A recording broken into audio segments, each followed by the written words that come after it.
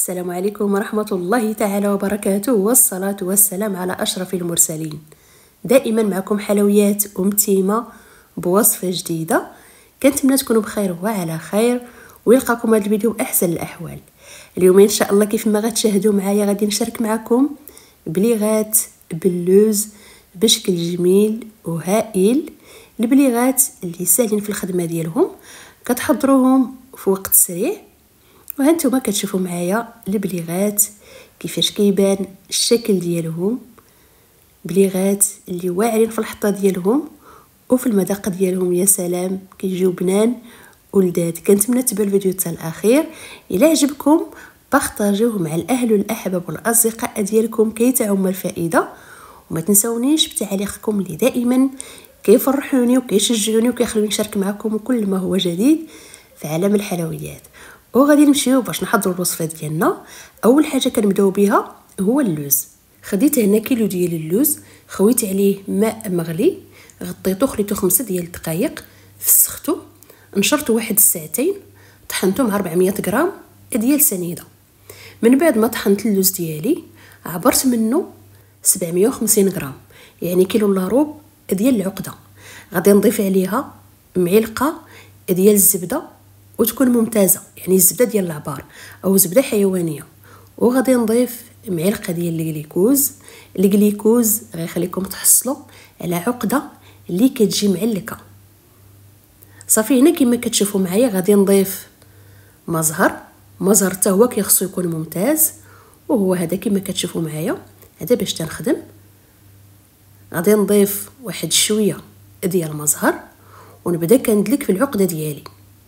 غادي ندخل الزبده والجليكوز ومزهر في العقده، كنبدا كنخدم وكنضيف مزهر شويه بشويه. هنا ما تكثروش مزهر في الاول، كتضيفوا غير شويه بشويه وانتوما كتدلكوا العقده ديالكم. العقده هنايا كندلكها بالكف ديال اليد، كندلك وكنضيف مزهر، ومره هنايا كنحربل العقده ديالي وكنشكل رقم 8. الا ما تشقش لي رقم 8 كنعرف بلي العقده ديالي صافي راها ناجحه، كنحبس من تليك وكذلك من مزهر. هانتوما كتشوفوا معايا، يعني ملي كنشكل 8 العقده ديالي ما كتشق ما والو، يعني العقده راها واجده وغادي نخدم بها مباشره. صافي هنا كيف ما كتشوفوا معايا العقده ديالي غادي نضيف عليها معلقه صغيره من بات بيستاش. وانتم هنا راه كيبقى لكم الاختيار، نسموا العقده ديالكم بلي متوفر عندكم.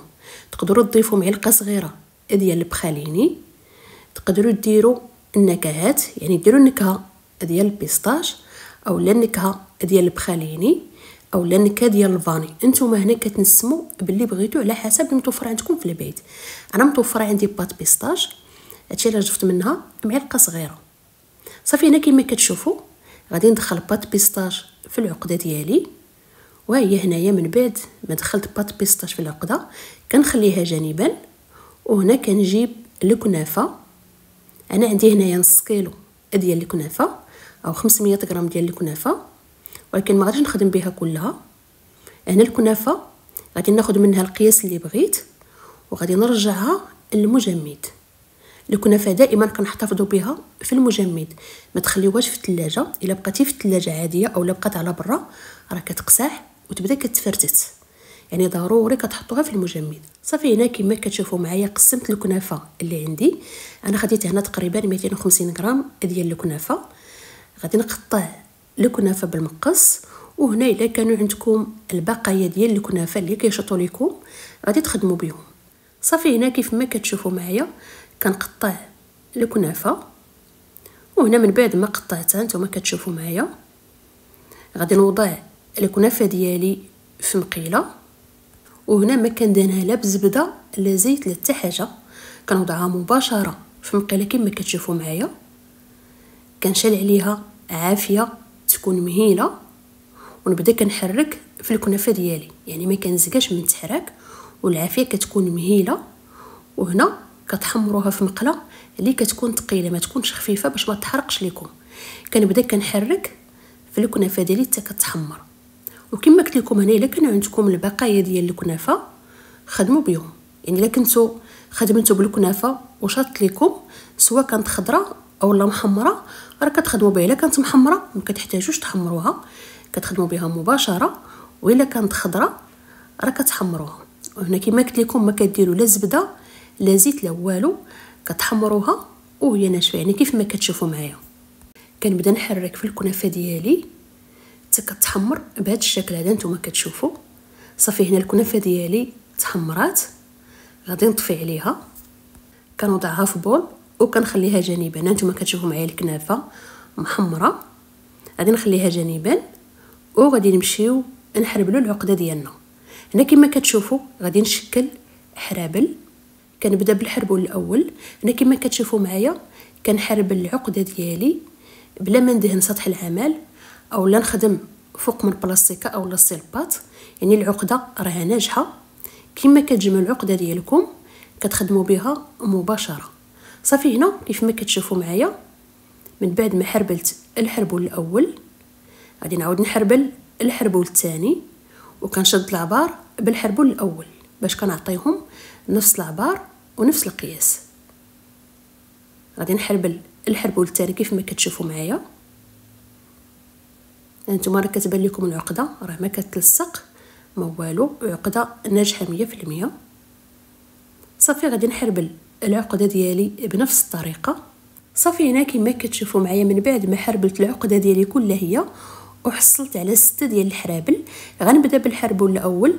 عندي هنايا البياض ديال البيض، غادي ندهن به الحربول كما كتشوفوا معايا، كندهنو مزيان بالبياض ديال البيض. هنا ضروري من البياض ديال البيض. وهنا كناخد الكنافه كنوضعها فوق سطح العمل كيف ما كتشوفوا معايا، كنكثر الكنافه. وهنا كيف ما كتشوفوا معايا كناخد الحربول ديالي وكنلبس ليه الكنافه كما كتشوفوا، يعني كنحربلو فوق من الكنافه كيتغطى بالكنافه، اولا كنغلفو كل هو بالكنافه، يعني الحربول ديالي اولا العقده ديالي ما خاصهاش تبان ليا نتوما كتشوفوا. وغادي نعاود نفس العمليه، كناخد الحربول الثاني كندهنو بالبياض ديال البيض. هنا ضروري كتخدموا بالبياض ديال البيض باش الكنافه كتثبت وكتلصق على العقده اولا على الحربول. كنعاود ندوز الحربول من الكنافه كما كتشوفوا، كنعاود نحربلو مزيان، كنلبس ليه الكنافه. وهنا الا بان لكم الحربول غليظ اولا العقده غليظه كتعاودوا تحربلوها حتى كتحصلوا على القياس اللي بغيتو.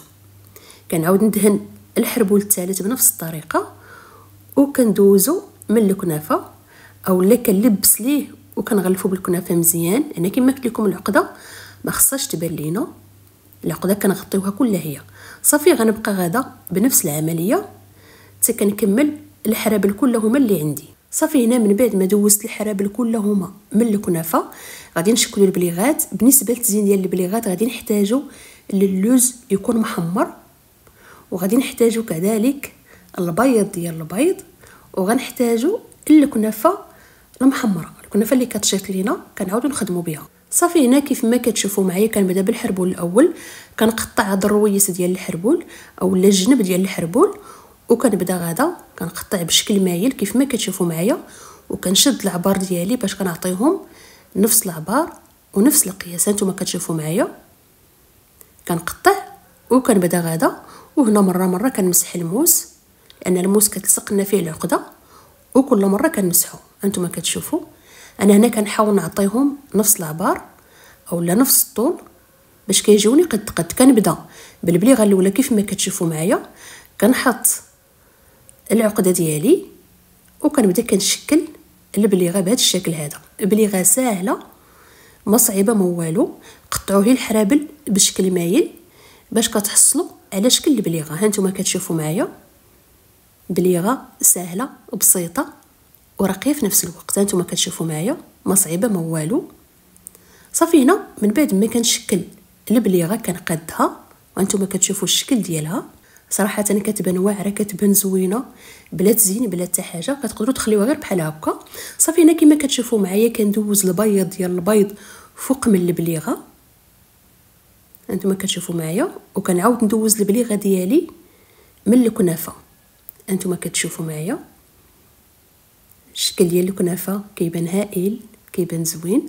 كنعاود نقادها مزيان، وهنا كناخد اللوز كندوزو من البياض ديال البيض باش كنثبتو في البليغه ديالي. هانتوما كتشوفوا هنا ضروري كدوزو اللوز من البياض ديال البيض. وهنا كما شفتوا معايا اللوز كما قلت لكم راه محمر، ما تخدموش به وهو خضر، ضروري كتحمروه. صافي هنا كما كتشوفوا معايا غادي نعاود معكم واحده اخرى. يعني كما قلت لكم بليغه راها سهله وبسيطه وكتحضروها في وقت سريع. انتم كتشوفوا كتقدروا هنايا تخدموا اولا تقادوا البليغه ديالكم بلا ما تحطوها فوق سطح العمل. يعني راه سهله ما صعيبه ما والو. كما قلت لكم قطعوا الحربول بشكل مايل وغتحصلوا على بليغه. انتم كتشوفوا معايا كنقادها وكنحاول نعطيها الشكل ديال البليغه. كنقادها مزيان، كندهن البليغه بالبياض ديال البيض، كندوزها من الكنافه كما كتشوفوا معايا. كنعاود نقادها انتم كتشوفوا باش كنحصل على بليغه. وهنا كناخد الحبه ديال اللوز كندوزها من البياض ديال البيض، كنثبتها وكنلصقها على البليغه. وانتم كتشوفوا معايا البليغه الشكل ديالها كيبان زوين. وكما قلت لكم بليغات ساهلين ابساط كتحضروهم في وقت سريع. وبالنسبه للثمن باش كنخرج البليغات كما شفتوا معايا مخدومين بالعقده ديال اللوز، ما فيهمش العجينه. اي حلوه كنخدموا بالعقده ديال اللوز راه كنخرجوها ب 180 درهم الكيلو، وكيبقى على حسب شنو دخلتو في هاد العقده هذه وكذلك باش زينتو الحلوه. يعني الثمن راه كيبدا من 180 درهم للفوق. يعني اي حلوه خدمناها بلا عجينه غير بالعقده ديال اللوز فقط الثمن ديالها كيبدا من 180 درهم للفوق. يعني كما قلت لكم كيبقى على حسب شنو دخلتو في العقده ديالكم وباش زينتو حلوتكم. وبالنسبه للثمن راه كيختلف كل معلمه والثمن باش كتخرج حلوتها، وكذلك السلعه باش تقديتو في الثمن باش شريتو سلعتكم. يعني الثمن راه كيختلف. صافي هنا كيف ما كتشوفوا معايا غادي نبقى غادا بنفس الطريقه حتى كنكمل البليغات. وهنا الا كنت زربانه كناخذ هنايا 2 حرابل اولا 3، وإلا كان الموس كبير راه كندير حتى 4 ديال الحرابل. يعني كنقطعهم بسرعه وكنشكل البليغات ديالي. يعني كما قلت لكم راه ما كياخذوش لكم وقت كتير. وهنا دائما ملي كتقطعوا الحرابل ضروري كتمسحوا السكين ديالكم، لان العقده راه كتلصق لكم في الموس كيف ما كتشوفوا معايا. مره كتمسحوا الموس، كتقطعوا الحرابل وكتبداو كتشكلوا البليغات. صافي انا غادي نبقى غادا بنفس الطريقه حتى كنكمل البليغات كلهم اللي عندي. كنستفهم في الطاوه اللي كنفرش فيها ورق الطهي، كنشعل الفران كنخليه حتى كيسخن، كندخل الطاوه وكنقص الفران كنخليه عافيه متوسطه، وكنخلي البليغات 10 ديال الدقائق غير يتجمعوا. يعني ما كنخليوش العقده ديالنا حتى كتحمر اولا نعطلوا البليغات في الفران. يعني كيف ما كتعرفوا اي حلوه مخدومه غير بالعقده فقط راه كندخلوها للفران 10 ديال الدقائق، يعني غير كتشمع كنخرجوها. وكما شفتوا معايا الكنافه محمره، اللوز حتى هو محمر، يعني كيبقى لنا غير البياض ديال البيض والعقده ديالنا اولا البليغات ديالنا يتجمعوا. هنا ردوا البال دائما الحلوه اللي كنخدموا غير بالعقده فقط يعني ما فيهاش العجينه راه كندخلوها للفران كما قلت لكم 10 ديال الدقائق كتشمع كنخرجوها. انا كتدخلوها الفران يكون سخون ما يكونش بارد، كتحسبوا 10 ديال الدقائق كتشمع الحلوه كتخرجوها. هنا الا عطلتوها في الفران وخليتوها حتى كتحمر راه ملي كتخرجوا حلوتكم راه غير كتبرد راه كتقسح. يعني ردوا البال اي حلوه كما قلت لكم فيها العقده 10 دقائق كتشمع كنخرجوا حلوتنا ومباشره كنطفيوها في العسل اولا كنطيوها بالناباج. نتوما كيبقى لكم الاختيار. هنا الا كانت الحلوه سخونه العسل كيخصو يكون بارد اولا الناباج، والا كانت الحلوه بارده راه كنسخنوا العسل. وهنا كتشوفوا البليغات ديالنا من بعد ما كملت الطياب ديالهم الشكل ديالهم كيبان هائل كيبان واعر. انتما كتشوفوا معايا يعني بليغات صراحه جاو فنين بالعقده ديال اللوز. ودابا غادي نسقي الحلوه ديالي بالعسل. انا هنا سخنت العسل وغادي نخويه على الحلوه. هنا العسل كيخصو يكون خفيف ما يكونش ثقيل. انتم كتشوفوا معايا العسل انا راه سخنته لان الحلوه راه بردات. كنسقيها بالعسل كيف ما كتشوفوا معايا، يعني كنخوي عليها عسل يكون كتير وكنخليها حتى كتسقطر، عاد كنحطها في الكويغطات. وانتم هنا راه كيبقى لكم الاختيار الا بغيتو تنابيوها بالناباج، كي كتخرجوها سخونه كدوزو عليها الناباج، ولكن انا كنفضل نطفيها في العسل اولا نسقيها بالعسل.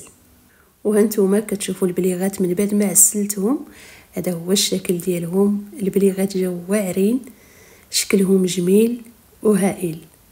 وصلنا لنهايه الفيديو، شكرا لكم على المشاهده، نتلاقاو في الفيديو القادم بحول الله.